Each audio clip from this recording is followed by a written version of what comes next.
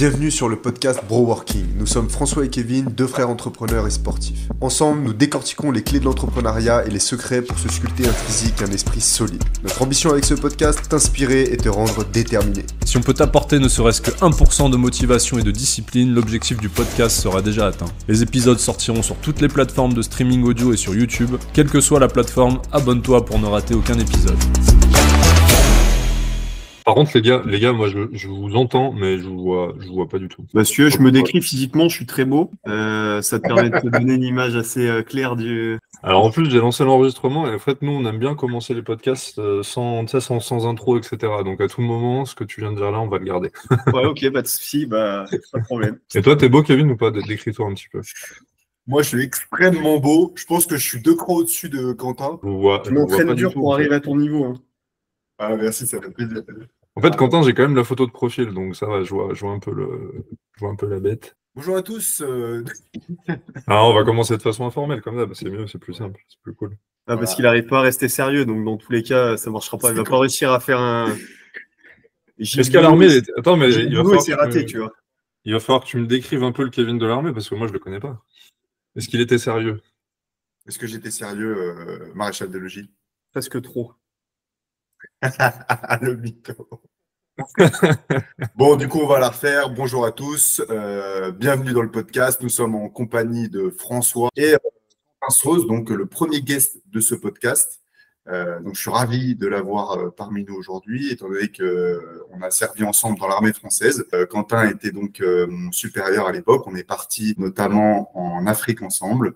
Et donc, je suis très, très et honoré donc, de te recevoir sur ce podcast. Je pense que pour commencer, tu peux te présenter brièvement. Bah, écoute, déjà, c'est un plaisir d'être le premier invité reçu chez vous. La présentation, mon parcours pro, j'ai fait, on va dire un peu comme tout le monde, les études sans trop savoir ce que je voulais faire par la suite. Du coup, je me suis orienté un peu par mimétisme comme mes parents avaient des chambres et tables d'hôtes, j'ai fait un bac techno-hôtelier, après un BTS hôtellerie. J'ai bossé 2-3 ans dans la restauration, en faisant un petit peu tout type de restauration. Ça m'a permis aussi de partir en Irlande, où j'ai appris à parler anglais. Puis après, j'avais pas mal de familles qui étaient militaires, que ce soit gendarmerie ou marine. Et du coup, j'ai décidé de m'orienter là-dedans. Pas gendarmerie ni marine parce que j'aime pas trop l'eau. Du coup, je suis rentré dans l'armée de terre. J'ai fait directement avec le niveau d'études que j'avais. Ça m'a permis de rentrer directement comme sous-officier. J'ai fait grosso modo un petit peu moins de 7 ans d'armée au 1er régiment de Spahis à Valence. Et puis de 2020 à 2021, tout en étant militaire, j'ai fait une reconversion comme coach sportif parce que alors je vais pas dire toujours été sportif, mais ça faisait une bonne dizaine d'années que j'étais un sportif très régulier, que je prenais beaucoup de plaisir à faire du sport et à faire du sport. Parce qu'on en reparlera quand tu es sous-officier, tu conduis des séances de sport. Du coup, naturellement, je me suis réorienté là-dessus et ça fait maintenant depuis juillet 2021 que je suis coach sportif sous statut d'auto-entrepreneur. Ok. Bah déjà, François, toi, tu as été en Irlande aussi, il me semble. Ouais, t'as été où, Quentin, en Irlande? Moi, j'étais à Athlone, donc c'était un bled un peu paumé à 2 heures de Dublin, l'ouest de Dublin. Ouais, moi j'ai fait Dublin. Si tu veux, j'ai fait 2-3 petites conneries qui ont fait que j'ai eu 2-3 problèmes. Mes parents étaient un peu exaspérés. Ils m'ont payé un billet d'avion pour Dublin. Je parlais pas un mot d'anglais. Ils m'ont dit, il va falloir que tu bosses pour rentrer. Du coup, j'y suis allé. J'ai trouvé du boulot rapidement sur Dublin. Et puis, je suis resté, je sais pas, 3-4 mois là-bas, le temps de cotiser assez pour me payer mon billet retour et rentrer dignement chez moi. Ah ouais, l'éducation, j'aime bien. Ouais, non, c'était bien. J'étais un peu galère. Après, je suis pas parti à l'aventure complète. Ma sœur, elle faisait ses études supérieures à Dublin. Du coup, quand je suis arrivé, j'avais quand même un contact là-bas. Elle m'a hébergé pendant 3-4 jours, le temps que je trouve une famille d'accueil pour juste histoire de m'établir. Et puis pour après, à partir de là, trouver du boulot. Parce que c'est toujours dur de trouver du boulot si tu n'as pas une zone géographique fixe. Du coup, voilà, j'avais rapidement trouvé une famille d'accueil. Et puis derrière, j'ai fait un peu toutes les lignes de bus qui partaient de la maison dans laquelle j'étais. Et tous les restos, je m'arrêtais en donnant mon petit CV que j'avais au préalable imprimé en France. Et puis, ça marche bien, les cuisiniers français. En plus, j'avais un petit peu mitonné sur le CV au niveau de l'expérience. Et dans ces pays-là, ça marche bien. Puis c'était un resto français qui était tenu par un Français. Les cuisiniers étaient tous irlandais et tout, mais par contre, le grand patron, c'était un Français, beaucoup de serveurs français. Donc, ça a permis de m'acclimater rapidement parce que je parlais, c'était bonjour, bonsoir. J'ai des grands moments de solitude pour le bus, parce qu'en plus, tu as vu, l'Irlande, la moitié, c'est en gaélique. Tu as des noms imprononçables. J'habitais à Rathfarnham Village. Le truc impossible à prononcer, je devais l'écrire à chaque fois quand je le montrais à un chauffeur de taxi et tout, parce que il comprenait rien, les mecs. J'avais un accent qui était affreux à l'époque. Et du coup, voilà pour le petit passage en Irlande. Donc, Ouais, une donc belle c'était pas année, quoi. c'était pas le passage hyper plaisir, quoi. C'était Bah, plus de la débrouille. La partie travail, je sais pas quelle expérience tu as eu là-bas, mais la mentalité anglo-saxonne, elle est très. Les mecs, ils viennent, ils font leur taf à eux, ça déborde pas, ils font leur tâche, ils ont fini. Alors que, en tout cas, en cuisine, l'organisation à la française, bah ok, chacun a son poste à gérer et tout, mais tu avances collectivement. Donc, dès que tu en as un qui est en galère, genre au début, le mec qui fait les entrées, c'est lui qui prend la foudre, quoi. Bah, là-bas, les mecs, ils sont assis sur une table et te regardent. Donc ça, c'était un peu galère au début, mais après, par contre, ouais, j'étais en famille d'accueil. C'est assez plaisant quand même. Les mecs, ils me faisaient faire plein de trucs. Là-bas, j'allais un peu dans un club de boxe. J'allais à la salle, je voyais un peu de monde. Puis Dublin, c'est très cosmopolite. Il y a beaucoup de monde. C'est une famille d'accueil. Ils louaient 3 chambres et un appartement. J'étais avec un Saoudien, un Égyptien. Ah ouais. Du coup, voilà, on faisait plein de trucs avec des cultures différentes. Ils m'ont fait faire des trucs que j'aurais jamais fait seul. Puis moi, j'étais très routinier, hein. Boulot, salle, je rentrais, je regardais les matchs de rugby et dodo, quoi. Et du coup, ils m'ont bougé à me sortir un petit peu, à faire des trucs un peu plus sympas quand même en Irlande. Après, j'ai pas du tout bougé en dehors de Dublin. Je fais que du Dublin. Donc déjà bien discipliné avant même de rentrer dans l'institution, en fait, hein.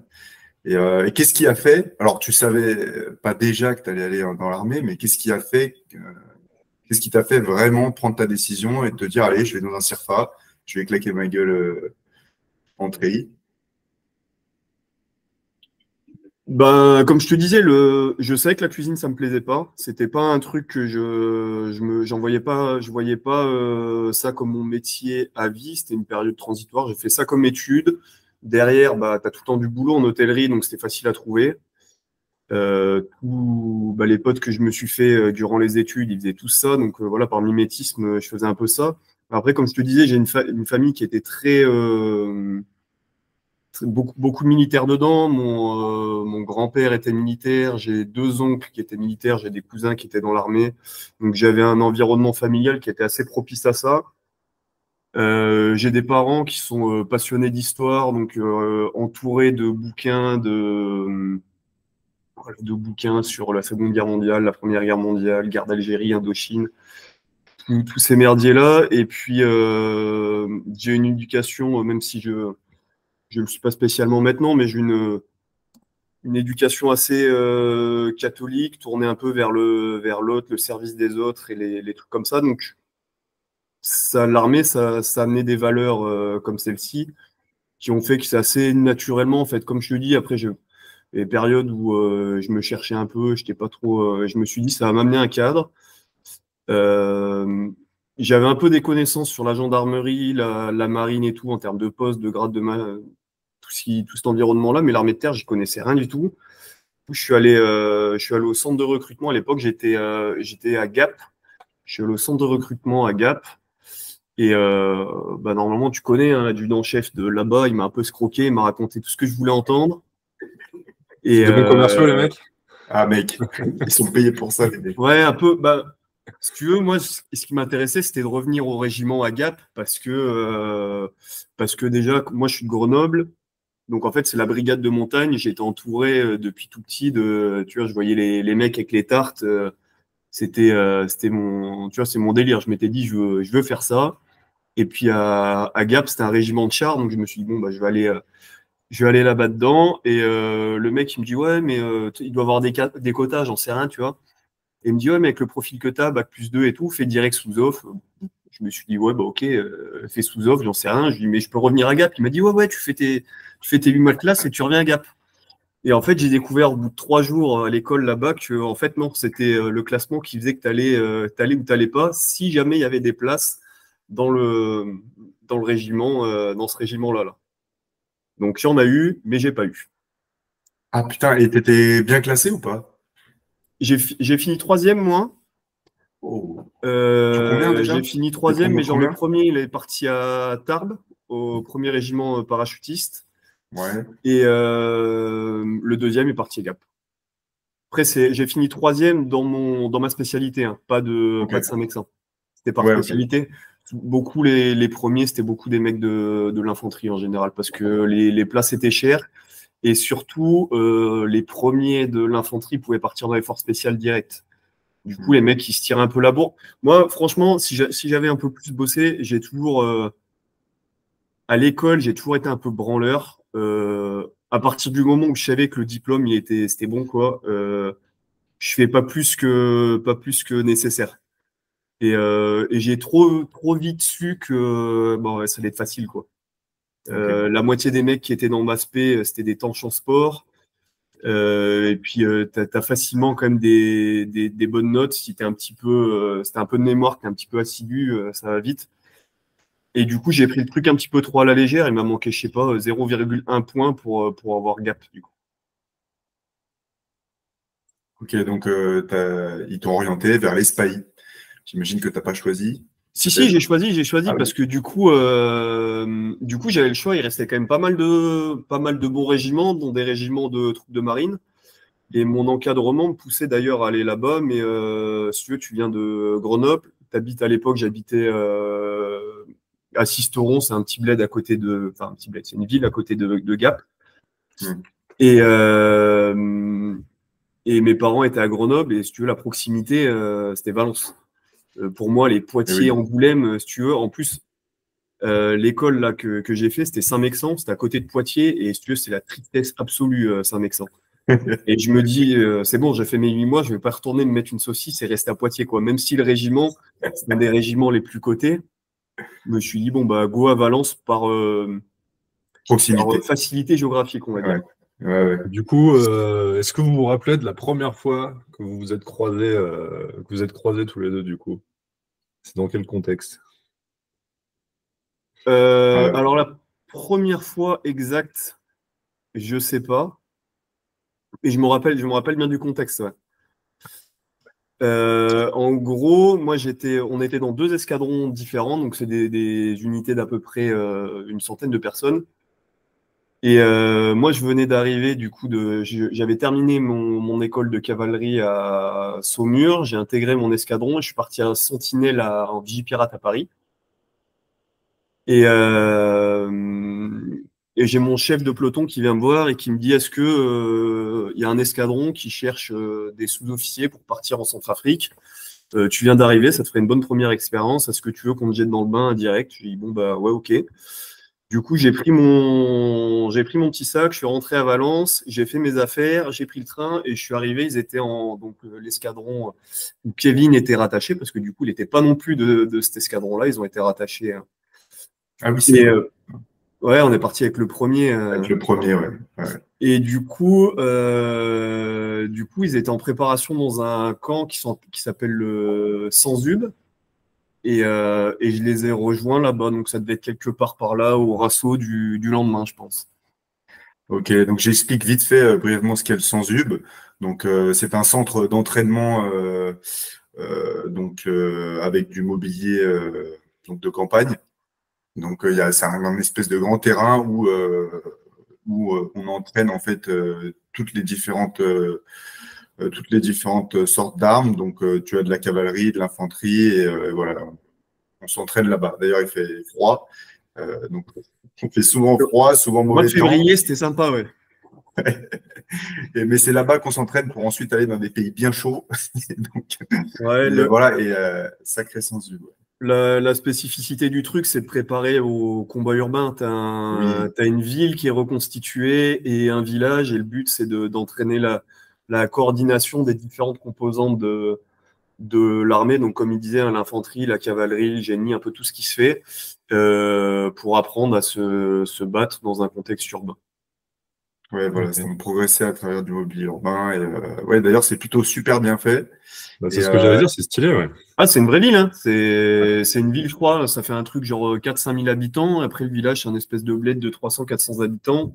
T'as des immeubles, des mairies, des piscines, des églises, tout ce que tu veux pour représenter. Et t'as des règles d'engagement assez strictes parce que t'as des zones sur lesquelles t'as pas le droit de tirer. T'as pas le droit de tirer sur les édifices religieux, sur les édifices publics, sur les hôpitaux, les trucs comme ça. Donc, ça te permet de vraiment avoir une vraie approche à ce niveau-là. Et après, tu as des pas de tir. Pareil, normalement, un pas de tir, c'est un champ où on t'a placé des cibles dessus et puis tu tires dans le champ. Et là, les pas de tir, bah, c'est spécifique. Tu as des bâtiments avec des cibles qui sont dans les bâtiments, les trucs comme ça, pour apprendre à gérer un petit peu les zones comme ça. ouais, apprendre les C'est ultra distances. stylé sur le papier, mais est-ce que sur le coup, vous arrivez à prendre du plaisir quand même ou est-ce que vraiment vous êtes tellement en mode focus entraînement pro et on vous demande tellement de trucs, si en plus il fait froid, etc. T'es vraiment au taf ou est-ce que t'arrives quand même à te dire c'est stylé et après à kiffer un petit peu le moment aussi, quoi. Bah, Qu'est-ce que t'en franchement, je penses? pense que ça dépend beaucoup de ta situation personnelle. Tu vois, si t'es bien dans ta vie, dans ta situation, enfin, si tu te sens bien dans ta vie en général, tu peux prendre du plaisir, effectivement. Et il y a aussi un autre facteur qui rentre en ligne de compte, c'est tes responsabilités. Par exemple, bon, un troupion comme moi, bah, si tu veux, j'avais pas masse de responsabilités. J'étais donc brigadier à l'époque où tu es arrivé, où on s'est rencontrés du coup là-bas. Je devais être déjà brigadier, non? Ouais. Donc c'est le premier grade hein, de l'armée française. Donc si tu veux, j'avais 3 mecs à mes ordres, entre guillemets. Et donc, c'est pas masse de responsabilité, c'est pas ultra épanouissant. Mais je pense que pour toi, et là, tu vas me donner ton avis, du coup, Quentin, lui, du coup, il a 6 mecs à ses ordres. En général, c'est 2 véhicules. Déjà, là, tu commences peut-être, d'un point de vue stratégique, à te stimuler un peu. Qu'est-ce que tu en penses? Ouais, bah alors déjà, moi, le premier truc, c'est que moi, la vie en régiment, ça me passionne pas particulièrement. Tu vois, tu restes, tu fais des cours, tu entretiens des véhicules, tu brosses des armes, c'est pas le rêve. Ce qui est intéressant, c'est d'être sur le terrain. Donc là, tu es directement dans le cœur de métier du pourquoi tu t'engages. Et après, comme il dit, au niveau responsabilité, moi, j'ai déjà, alors au plus petit niveau, nous, on est en patrouille de reconnaissance, donc on est peut-être l'unité qui a le plus d'autonomie possible. En gros, on nous fait confiance, on nous donne une zone qui est assez large, et on a des missions qui sont assez variées. Ça peut être vérifier des itinéraires qui soient praticables, que ce soit praticable dans le sens simple du terme. Est-ce que la route passe? Est-ce que le pont existe encore? Est-ce que les routes sont praticables pour tel type de véhicule? Tout ça. Est-ce qu'il y a de l'ennemi ou pas? Donc on doit le détecter sans se faire choper. Le but du jeu, c'est de trouver les gens sans se faire trouver. Et puis après, on a un rôle aussi de renseignement pour les unités un peu coup-de-poing, que ce soit l'artillerie, l'infanterie ou les chars, pour leur dire, OK, la zone d'importance de l'ennemi est ici, vous pouvez y aller, les ennemis sont orientés plutôt par là, plutôt par là. Et après, on peut faire des actions d'opportunité où en gros, il y a un char qui est tout seul, on peut aller l'éclater. Il y a trois mecs qui sont cachés derrière un arbre, on peut les éclater. Mais c'est vraiment, on n'est pas dans la confrontation directe, on est plus on va dire, les petites salopes qui tournent autour et qui font chier et qui profitent au cas où. Et du coup, on a une zone d'activité assez large et on est très autonome dedans. Et même donc avant d'aller à chaque fois entre guillemets au combat, avant, tu as des préparations. Tu as des espèces de réunions où tu simules le truc. Le grand classique de la caisse à sable, tu as un espèce de dessin qui est fait avec des bâtons et des piles de pierre au milieu de la nature, où tu dis, bon, bah là, le caillou, là, c'est un char, tu te déplaces, là, c'est la petite route et tout. Tu fais ton petit truc, mais du coup, on a pas mal d'autonomie pour donner notre avis parce qu'on est vraiment allé sur le terrain. et on dit entre guillemets au chef, bah là, ça existe, ça existe pas, ça c'est possible, ça c'est pas possible. Du coup, on influe vraiment sur le truc et c'est assez intéressant. Et puis, on n'a pas vraiment de doctrine de combat établie. C'est-à-dire qu'on peut faire des trucs qui sont très cadrés, tout comme on peut faire des trucs un peu à l'arrache, tu vois. Les autres, l'infanterie, la cavalerie, vraiment les blindés, les trucs comme ça, ils sont obligés d'opérer vraiment en coordination et de faire des trucs qui sont carrés pour pas que t'aies de trous, pas qu'ils se fassent prendre dans le dos. Nous, tu peux être tout seul au milieu de tout le monde et faire un truc un peu chelou et après partir en courant parce que tu es très maniable. Et même si on a deux espèces de 4x4 blindés, on passe les 3 quarts de notre vie à pied, quoi. Et tu fais des trucs un peu, ouais. Des fois, c'est un peu scabreux, mais c'est marrant. Et puis là, sur ce contexte-là, tu es un peu sur un laser game géant, tu es équipé avec des harnais, avec des petits capteurs laser. Et puis, bah, une fois que tu es dedans, alors les parties où tu as froid et tout, c'est un peu casse-couille. Tu passes beaucoup de temps à attendre à l'armée, hein. Ça, c'est un peu relou. Des fois, quand l'action se passe, toi, t'attends, quoi. Et c'est un peu relou. Mais sinon, une fois que tu es dans le feu de l'action, tu t'amuses quand même. Tu as toujours cet esprit. Nous, c'est vraiment. Le mot est vulgaire, je le répète à chaque fois, mais on doit être des salopes, quoi. Faire des trucs que le mec auquel il s'attend pas. Comme tu dois localiser l'ennemi sans te faire localiser, tu passes toujours par des itinéraires qui sont un peu chelous. Tu fais vraiment des trucs. Faut essayer de te mettre dans la tête du mec et de te dire bon, bah, qu'est-ce qu'il pense que je vais faire? Il faut que je fasse l'inverse. Et puis, comme on n'est pas très blindé, on n'est pas très armé, on n'est pas. Dès qu'il y a contact, il faut que ça soit hyper violent, hyper nerveux, quoi. On balance toute la sauce en 3 secondes et après on part comme des grosses chiottes parce qu'on n'a plus rien. Et en gros, le thème, c'est ça, quoi.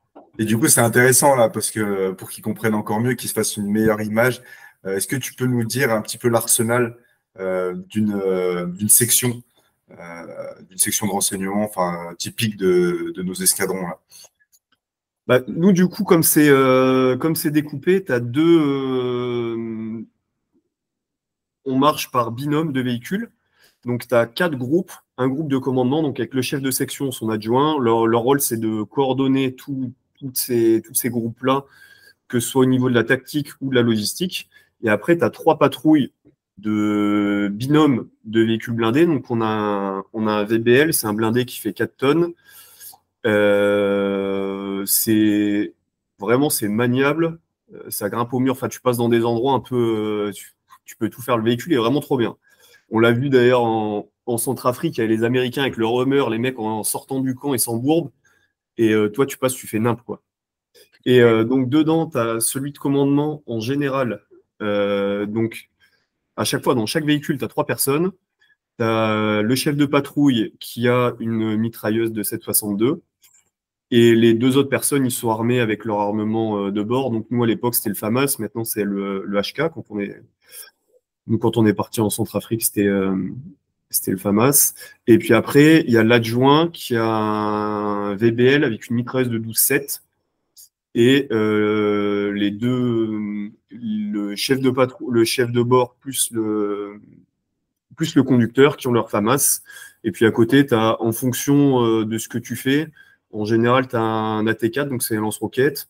Puis après, tu as une panoplie de grenades qui correspond à ce que tu fais sur le terrain. Donc nous, on avait un peu de tout, mais principalement, là, en Centrafrique, on avait des grenades de désencerclement. Parce qu'on était dans une logique de fermeture de théâtre, donc de stabilisation. Le but du jeu, c'était pas d'aller défourailler les gens. C'était juste là pour t'aider. Souvent, là-bas, tu te promènes. On était dans Bangui, hein, tu avais 1 million d'habitants. Leur stratégie, c'est de t'engluer. Tu as des masses de 300, 400 personnes qui viennent et qui engluent et qui commencent à te saouler. Donc, comme les CRS, hein, tu portes ta petite grenade et ça balance des billes de caoutchouc. Tout le monde se barre, tu peux partir. Voilà, donc, finalement, on était bien équipé, hein. François, je ne sais pas si tu vois, en général, dans les films, la 12-7, je ne sais pas si tu vois ce que c'est, mais dans les films, c'est ceux qui sont dans les hélicos, tu sais, Okay. qui tirent à 2 mains comme ça, là, sur un espèce de gros boîtier, au bout duquel tu as un gros canon, souvent perforé, tu sais. C'est ce gros machin-là, là. C'est ça, la 12-7. Et aussi, moi, ma spécialité, c'était le Milan. Donc, Milan, ouais, je me souviens. Voilà, on avait de l'armement anti-char. Donc pareil, ça c'est ultra stylé, tu vois. T'as un gros poste, tu sais, t'as une grosse machine, je ne sais plus combien de kilos ça fait, une quinzaine, peut-être un peu plus. Tu suis ta cible, tu appuies sur un bouton et en fait, tu guides ton missile pour qu'il touche ta cible. Donc ça, c'est assez stylé aussi. Ouais, c'était un peu vétuste ça comme matériel, ça a changé maintenant, mais par contre, quand ça touchait, ça déboîte. Hein.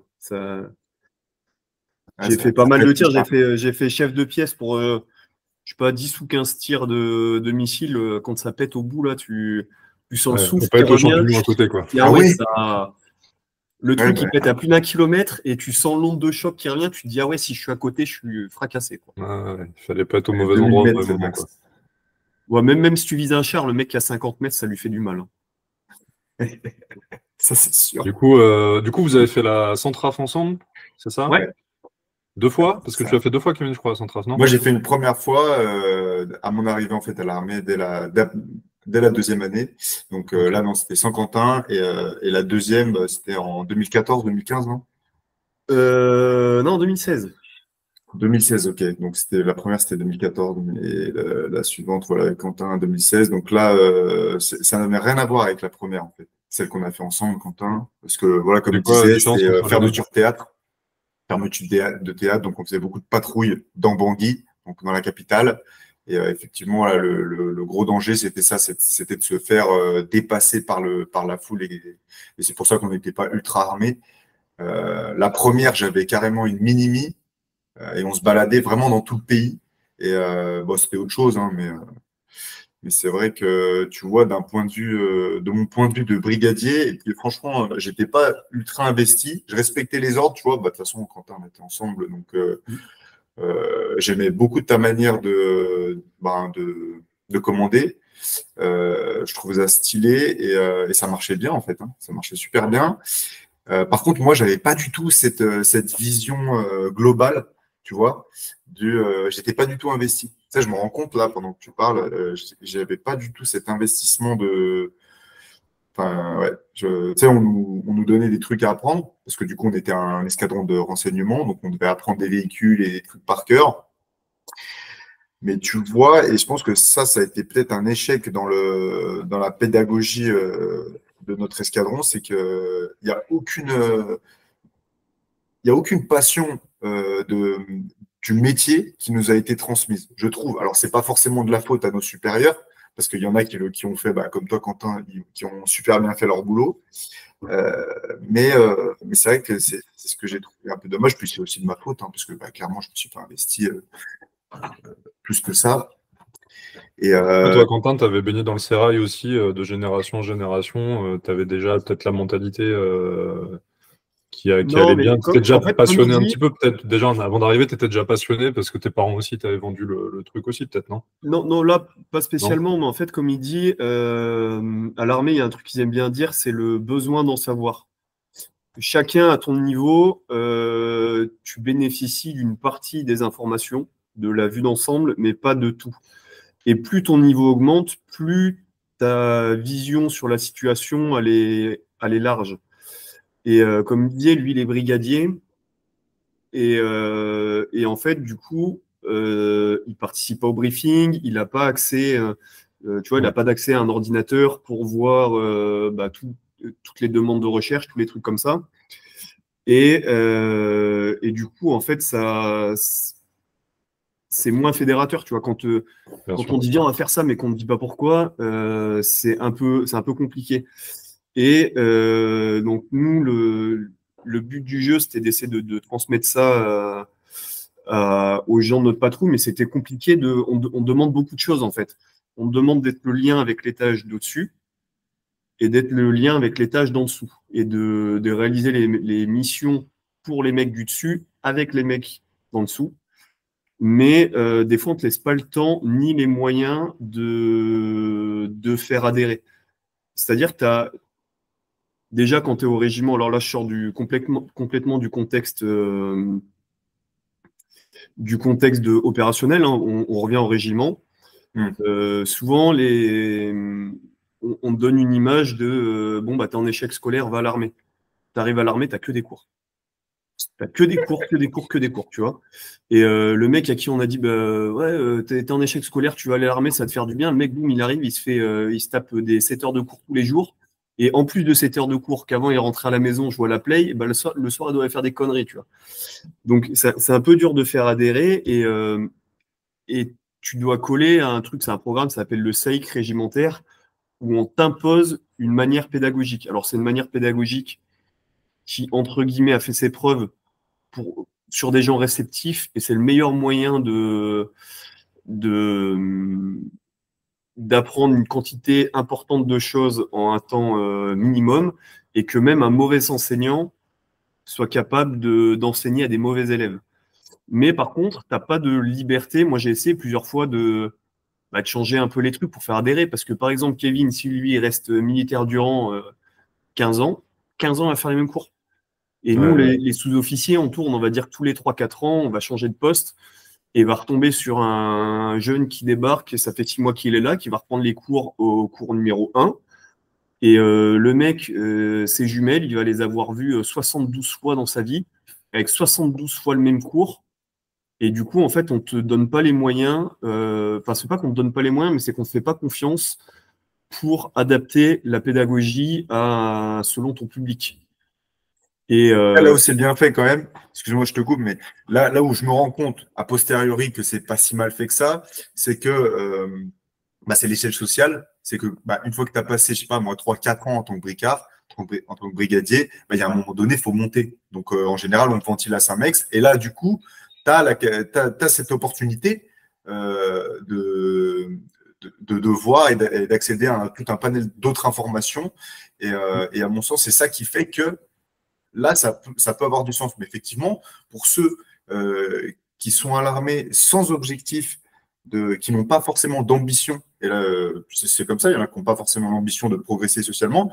Là, effectivement, c'est là où tu vois des mecs qui se planquent, entre guillemets, et qui, comme tu dis, des mecs, voilà, ils ont vu la jumelle 30 000 fois dans leur carrière, et ils s'en battent les couilles, en fait, de la jumelle. Et puis, ils n'ont peut-être pas la fibre pédago pour faire le lien, etc. Mais je trouve quand même bien cette histoire de monter, tu vois. Toi, tu étais sous-off, tu aurais très bien pu monter, soit finir major en tant que sous-officier, soit passer des concours pour être officier. Et moi, pareil, j'aurais pu, j'ai des potes qui sont passés sous-officier en allant à Saint-Mexan, etc. Et Après, ça, c'est pas mal. dans toutes les entreprises, j'ai l'impression que c'est un peu la même chose. C'est-à-dire que les gens les plus durs à manager, c'est ceux qui sont là depuis 15-20 ans à refaire les mêmes choses. Et eux, en fait, ils cherchent une planque. Et toi, tu arrives en tant que manager et c'est compliqué, je pense, de les manager. Mais toi, ce que tu disais, Quentin, c'est que la limite un peu du management de l'armée, c'est que du coup, normalement, si j'ai bien compris, le management, tu manages les gens selon leur profil et tu fais un peu du profiling et en fonction des personnes, tu vas les manager différemment. Là, ce que tu dis, c'est qu'à l'armée, le problème, c'est qu'il n'y avait pas forcément ça, quoi. Tu devais manager tout le monde de la même façon.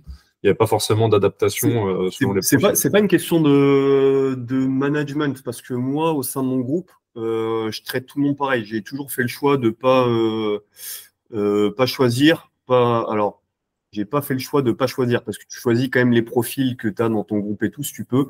Puis petit à petit, tu vois, moi, la fin a duré longtemps, mais je suis resté assez longtemps ce qu'on appelle sub 1, en gros premier sergent chef de la première patrouille du peloton.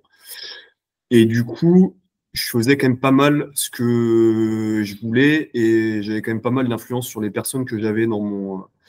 Mais tu as toujours des gens qui sont bons, des gens pas bons, des gens qui sont faciles, des gens qui sont pas faciles.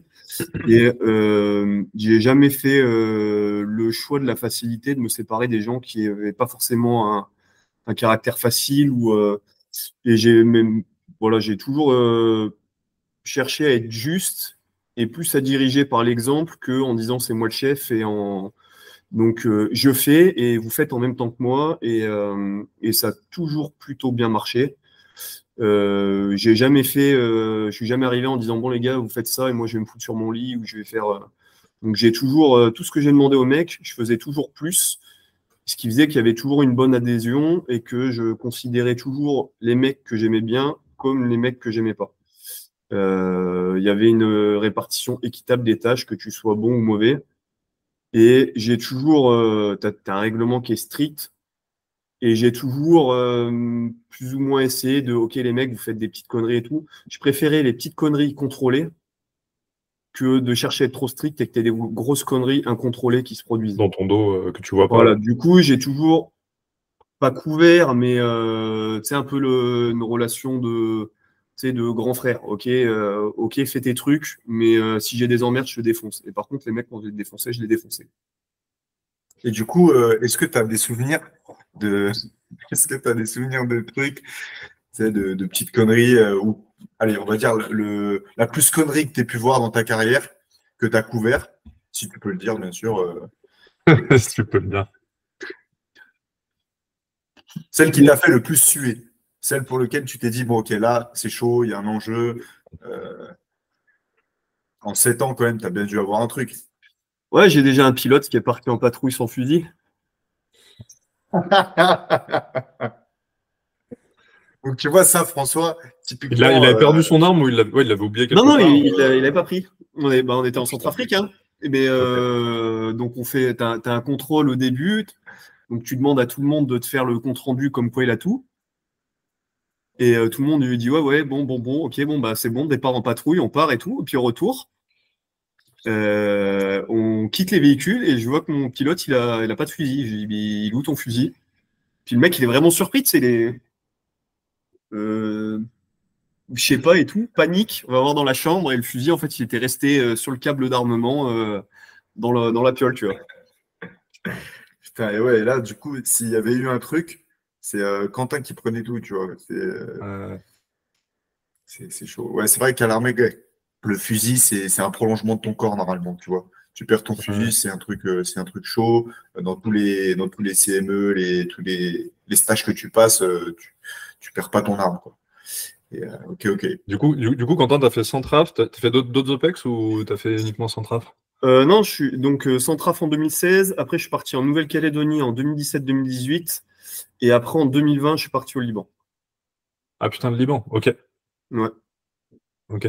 Ouais, bah c'était la C'est l'ONU, Liban, non? Je savais même pas qu'on était. Et après, une mission un peu moins opérationnelle, et puis ça tourne, tous les escadrons font comme ça. Et là, moi, le cycle a fait que ça tombait sur le Liban et que c'était comme ça. J'aurais pu, je pense, si j'avais voulu partir au Mali. Ouais. Mais là, je finissais le mandat en août. En septembre, j'ai attaqué au Crêpes à Reims. J'avais pas trop envie de me mettre une saucisse à partir, faire un truc potentiellement relou où je pouvais pas m'entraîner, donc potentiellement rater les tests. Ah, où tu pouvais surtout crever. Et surtout crever. Et puis, Mali, chaud. même au-delà de crever, parce que bon, après, quand t'es mort, t'as moins de problèmes, quoi. Mais t'as quand même beaucoup de monde qui rentre et qui est psychologiquement qui est très affecté. Et je vois, moi, j'ai beaucoup de potes. Je pense pas, on n'a jamais fait le tour complet, mais moi, j'avais rempli les objectifs que je m'étais donné à l'armée, de faire une mission plutôt opérationnelle, de partir en Outre-mer et je voulais pas partir en ayant fait qu'une mission. Donc, je suis parti au Liban, j'ai vu un petit peu de pays. J'ai travaillé avec des militaires de plein d'autres pays, hein, avec des Finlandais, des Espagnols, des Népalais et tout. C'était sympa. Et l'armée, à la longue, ça te ronge. T'as un rythme de vie qui est vraiment trop décalé par rapport au reste des gens. Et, et je voyais tu sais, je commençais à devenir con sur la fin. Et tu as une grosse expérience de commenter quand tu es devenu vraiment con à l'armée. Tu vois, tu as beaucoup de vieux adjudants-chefs, vieux brigadiers-chefs, vieux. Les mecs, ils sont inaptes à aller faire autre chose après dans la vraie vie. Et puis, ils ont des vies de merde. Ils ont 4 enfants avec 4 femmes, 8 pensions alimentaires, ils sont à moitié alcooliques et tout. Tu peux. Moi qui me disais, l'épisode va bien vendre l'armée. croiser, On va promouvoir l'armée ici. tu peux croiser les différentes tares. Bah, après, moi, je pense que je suis resté la bonne période tu vois, pour faire les bons trucs. Je trouve que c'est assez formateur sur une période de 5 à 10 ans. Ouais, c'est ça. Mais vous avez le même feedback, je crois, Kevin, tu as le même retour. Et après, en fait, si tu y restes, tu es trop déconnecté de ce qui se passe autour, tu vois. Le retour à la réalité, il est dur. Surtout, moi maintenant, mais tu as une génération, ceux qui ont fait la Centrafrique un petit peu dur, ceux qui ont fait l'Afghanistan, tu as des théâtres qui te marquent un peu parce que psychologiquement, tu as vu des choses qui sont quand même qui te rendent après inadapté, qui font que tu as beaucoup de syndrome post-traumatique quand même. Bien sûr. Et puis, quand tu as des potes qui meurent, des potes qui sont blessés et tout, c'est assez. Voilà, ça t'atteint. Ça reste. Ouais, ça reste. Et ça, même dans ta vie civile après. Donc, ouais, t'as bien fait. Du coup, tu t'es dit, bon, allez, j'ai rempli à peu près tous les objectifs que je m'étais fixé. Tac, comme tu l'as dit. Pareil, je suis allé en Nouvelle-Cale. À un moment, là, j'ai tilté quand tu as dit ça. Je me suis dit, mais on est partis ensemble. Mais en fait, non. Mais t'es parti avec la Légion aussi, non? Ouais, grande expérience. Mec, c'était magnifique. D'ailleurs, t'es parti en même temps que la Légion. Ouais, en fait, j'ai été détaché dans une compagnie de la Légion. Ok. Et Moi aussi, donc pendant 5 mois, ils ont considéré qu'on était aussi des légionnaires. Ce qui fait que c'est un petit peu particulier parce qu'ils ont une pédagogie, une mentalité qui n'est pas du tout adaptée à ce qu'on appelle les régiments métro. T'as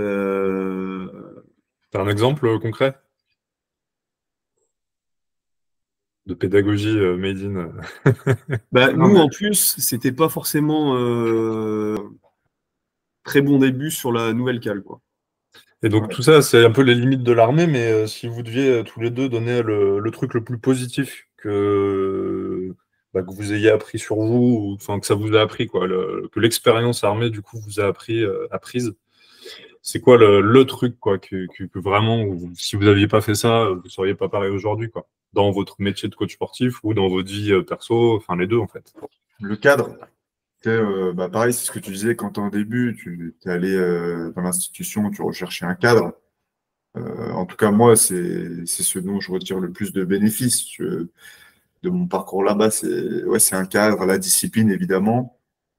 Et, c'était une aventure humaine avant tout. Bah, je pense que c'est difficile de résumer en un truc, mais t'as ouais, la camaraderie, parce que comme tu fais des trucs que tu ferais jamais avec les potes que tu as dans le civil, t'es extrêmement froid, t'es extrêmement chaud, t'as mal, tu fais. Enfin voilà. Subi, Ça lie même avec des gens avec qui tu n'aurais pas pensé pouvoir te lier. Après, tu as l'inclusion sociale, hein, tu as des gens qui viennent de tout horizon. Tu vois, moi, je suis fils de paysans et de restaurateurs. Il y avait des mecs de Cité, des mecs de Guadeloupe, des mecs, tu vois, on vient de tout horizon. Et au final, ça marche bien parce que tu as un cadre qui est strict et qui fait que c'est toi qui rentre dans le cadre et c'est pas l'ensemble qui fait le cadre. Et puis aussi, ça te permet de t'ouvrir un petit peu sur le monde, de voir plein d'autres choses parce qu'on Français, on aime bien se plaindre de notre pays en disant qu'on a un pays de merde, que c'est mieux ailleurs et tout. Et en fait, tu fais quand même pas mal le tour, hein. Du coup, on est allé en Centrafrique, Tchad, tu vois, on a fait la Nouvelle-Calédonie, qui est quand même la France. Je suis parti au Liban. Tu t'arrêtes dans beaucoup de pays, t'en as plein qui ont fait plein d'autres trucs. Tu découvres puis tu fais pas d'autres des gens, circuits d'autres touristiques, cultures. Tu fais pas des circuits touristiques en plus, donc. Non, bah, tu pas tu vois la vraie réalité des gens. Et tu vois, nous, quand on Ça. était en Centrafrique, justement, comme on est en reconnaissance et qu'on devait rechercher des informations, des trucs comme ça, bah, tu discutes beaucoup avec la population. On s'est retrouvé. Je me suis retrouvé un jour à 23 heures.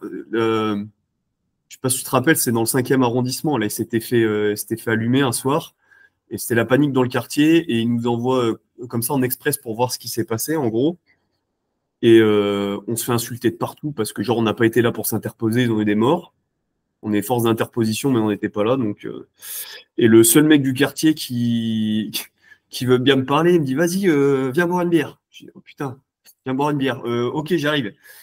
Je descends et tout, et le mec, il me sort une bouteille, un truc couvert de terre, transparent. Et il me dit, ah tiens, je vois la bouteille. Je lui dis, je sais pas, t'as pas un verre plutôt? Putain, l'erreur. Le mec, il ramasse, mais tu sais, c'est une case, un truc en terre, hein, il ramasse un verre par terre. Le truc, il est encore plus couvert de terre que le truc, il fait Ah putain. comme ça. Et après, il me serre dedans. Je dis, bon, de toute façon, c'est moi qui ai demandé, je suis obligé de fermer ma gueule, je vais boire le truc, tu vois. Je bois le truc du détergent, du wet spirit. Le truc, il Moi, il y était avait plus de affreux. microbes, là, Je il dis, reste plus rien. je dis, c'est pas une bière ton truc là. Il me dit, ah, c'est plutôt whisky là. Je dis, ah, ouais, c'est plutôt whisky là. Le truc, il était infect. laisse tomber. Mais après, tu vois, tu discutes et tu es assis par terre, au milieu de la terre. Le mec, c'est sa maison. Tu vois, tu te rends compte qu'il n'y a rien. Tu vois, tu n'as pas d'eau courante, tu n'as pas d'électricité. Ses seuls biens, c'est un petit coffre où il a 4 assiettes, une fourchette. Et après, toute la famille dort par terre sur un tapis. Et tu te dis, tu vois, c'est l'ensemble de ses possessions. Tu discutes avec des gens comme ça, tu te dis, ah ouais, je me plains chez moi, mais j'ai un luxe incroyable. Tu vois, les gens ne se rendent pas compte que un chiotte, c'est un luxe incroyable. Il y a 3 milliards de personnes sur la Terre qui n'ont pas de chiottes, quoi. Ouais, ça te donne sur le monde, une ouverture sur le monde, une échelle des valeurs aussi, et de la chance que tu as, et ça te place un peu dans le monde, tu sais un peu où tu es, quoi. ouais, ça passe ton pays, ouais, tu vois que la France, finalement, c'est l'Eldorado pour beaucoup d'autres pays dans le monde et qu'on a de la chance, en fait. Et Ouais, du c'est coup, clair. tiens, petite transition sur la France. Je voulais avoir ton avis, Quentin, concernant le patriotisme au sein de l'armée française. Enfin, je pense que ça change en fonction des régiments. Moi, j'ai eu d'autres vents, mais je sais que au SPAI, la majeure partie des militaires du rang, je parle des militaires du rang, ils sont pas de ouf patriotes. Enfin, en tout cas, pas ceux que j'ai fréquentés. Je sais pas toi, quel est ton ressenti par rapport à ça? Je pense que ça dépend vraiment des catégories, parce que je pense qu'au niveau militaire du rang, comme tu disais, ouais, c'est pas spécialement des patriotes. T'en as beaucoup qui sont là parce qu'ils savaient pas quoi faire, parce qu'ils avaient un frère qui était militaire qui leur a dit, bah regarde, je pars en mission, je fais 3000 balles par mois. Du coup, ça attire. Mais après, par exemple, tu vois, dans le corps des sous-officiers, déjà beaucoup plus.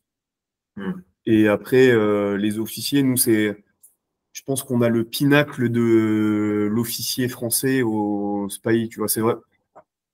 Comme on a un régiment plutôt d'apparat, on a des tenues particulières, on a une histoire particulière, fait que c'est quand même un régiment qui est réputé. Au niveau des sous-officiers, des officiers, c'est une place qui est prestigieuse. Donc on a des officiers qui, à mon avis, sont vraiment très patriotes, très attachés aux valeurs et aux valeurs de la cavalerie aussi. Et après, chez les sous-officiers, souvent, les sous-officiers, c'est des gens qui viennent déjà plus par conviction que parce qu'ils ont vu de la lumière. Parce que tu as quand même beaucoup de responsabilités pour pas beaucoup d'argent. Et du coup, il faut que tu aies un fond idéologique pour que ça Ah tienne, oui, sinon tu tiens pas. ok.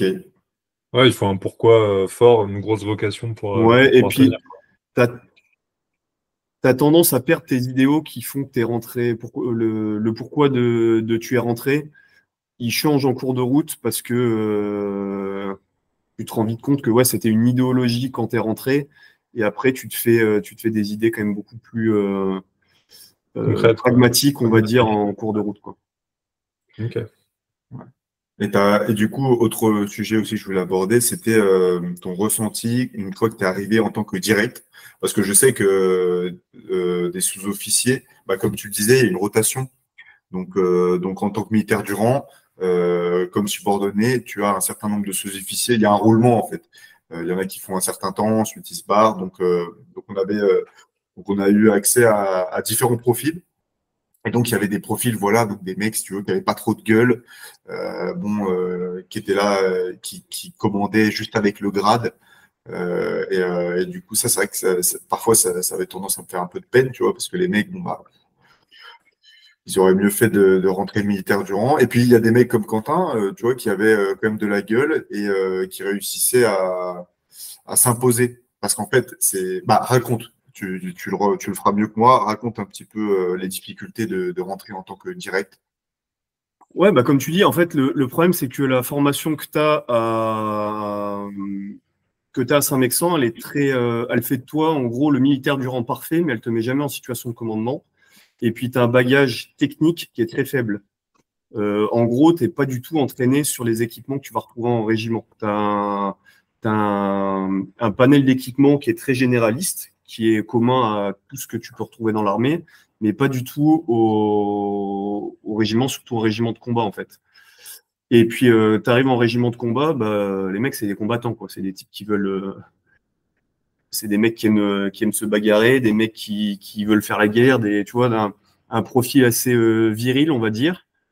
Et il faut combler rapidement le déficit technique pour être légitime. Parce que si tu dis à un mec, fais ça avec tel matériel mais que tu n'es pas capable de l'utiliser, bah, tu passes vite pour un guignol. Et faut que faut que tu sois légitime autant dans la technique que dans la tactique. Et puis après, au niveau organisationnel, au niveau humain, tu vis avec ces mecs-là. Souvent, tu es manager dans le civil, tu viens à 8h, tu repars à 17h. Le mec, tu le vois plus, c'est fini. Bah là, le mec, tu dors avec dans la tente, tu vois, ça se passe mal, c'est chaud, quoi. Donc, il faut avoir je pense que c'est propre à chacun. Moi, je sais que fils de paysan, j'ai fait des travaux toute ma vie qui ont fait que déjà j'avais un peu une densité physique. Après, rugby, boxe, muscu, j'avais déjà un peu de physique aussi. J'ai évité de faire 55 kilos quand je suis arrivé. Tu avais une approche de la rusticité. C'est con, mais déjà, l'aspect physique que tu as, ça aide déjà.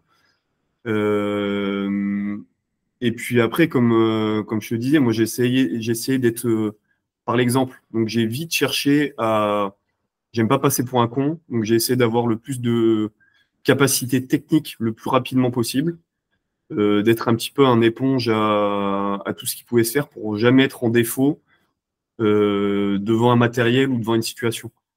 Et après, ce qui a fait aussi que ça a aidé, j'ai été cuisinier. Le fonctionnement d'une brigade de cuisine, c'est l'armée, hein.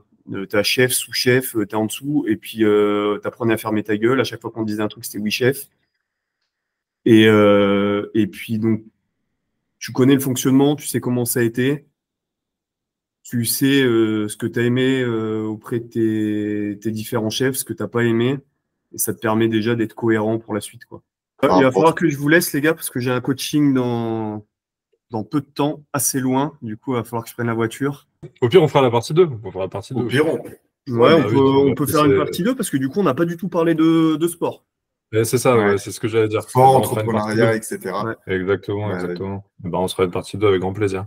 Merci Quentin. Désolé pour les petits soucis techniques du début, du coup. Premier invité oblige. Plaisir, les gars. Et puis on se recale une partie 2 à l'occasion. Allez, bon, c'est comme ça. Merci à vous. Allez. Salut Quentin. Salut Quentin, bon coaching. Salut, bye. Merci d'avoir écouté cet épisode de Broworking, le podcast. Si tu as apprécié nos discussions sur l'entrepreneuriat, le sport et la quête de l'excellence, n'oublie pas de partager, de laisser un commentaire et de t'abonner. Reste discipliné, reste engagé et n'oublie pas, chaque jour est une opportunité de devenir une meilleure version de toi-même.